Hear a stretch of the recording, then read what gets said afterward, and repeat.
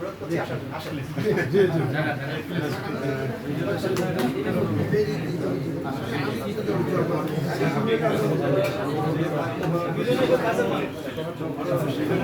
একটু দেখি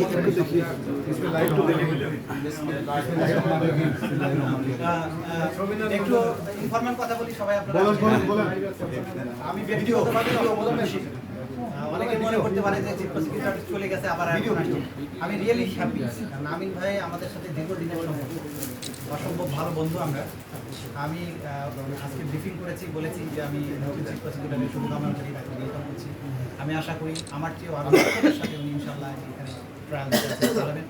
ওনার যে কোনো ধরনের সহযোগিতা, যেহেতু আমাদের একটু অভিজ্ঞতা আছে আগে, সেই অভিজ্ঞতার কারণে ওনার কোনো সাহায্য দরকার, পরামর্শ দরকার, যে কোনো কিছু যখন প্রয়োজন হবে আমাকে ডাকবেন, আমার কাছে পাবেন সাফল্য কামনা করছি। আর একই প্রফেশনে আছি আমরা, সুপ্রিম কোর্টে আছি, দেখা হবে নানান সময়। আর তো ইনশাল্লাহ আমাদের ভালোবাসা অটুট থাকবে, বাংলাদেশ এগিয়ে যাবে। যে প্রত্যাশা নিয়ে ওনাকে সরকার এখানে দিয়েছেন, জনগণ এখানে দিয়েছেন, সেই প্রত্যাশা পূরণ করতে উনি সক্ষম হবেন। আমরা সবাই সেটা চাই। ইনশাল্লাহ আমরা ভালো দিন দেখবো সামনে।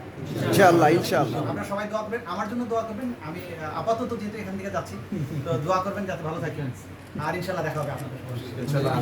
আমি একটা ছোট্ট করে বলি জি স্যার, যে জনাব তাজুল ইসলাম চিফ প্রসিকিউটর হিসাবে এই ট্রাইব্যুনালে শুরু থেকে তিনি যে অবদান রেখেছেন, যেভাবে তিনি কাজ করেছেন, যেভাবে তিনি ব্রিফিং করেছেন, যেভাবে মানুষের মধ্যে একটা আস্থার জায়গা তৈরি করেছিলেন, আমি বিশ্বাস করি যে জাতি সবসময় তাকে আজীবন মনে রাখবে।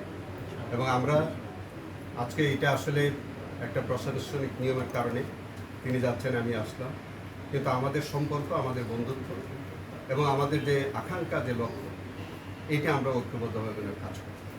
সবাইকে ধন্যবাদ এবং তাজুল ভাইকে অভিনন্দন। স্টেপটা গুরুত্বপূর্ণ স্টেপ।